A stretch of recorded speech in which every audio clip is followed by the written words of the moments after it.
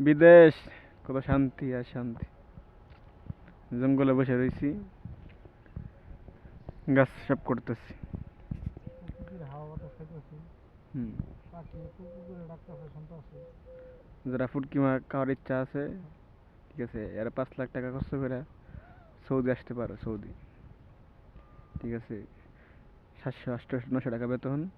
দাঁড়ালে বলবো যে 1500 1600 হইতে পারে, স্বাভাবিক ঠিক না? সাপ্লাই কোম্পানির মধ্যে আর কি 6 মাস পর পর একবার বেতন পাইতে পারে, সমস্যা নেই। আসো সৌদি আরবে, আসো বাতিজা, আসো আসো। এর ওই যে 50 ডিগ্রি তাপমাত্রা মধ্যে কাজ করবা আর টাকা গুনবা। মাস শেষে 25,000 টাকা। 700 টাকা হলো তো 20,000, হ্যাঁ, 800 টাকা হলো 700 টাকা আর 19,000 মনে হয়।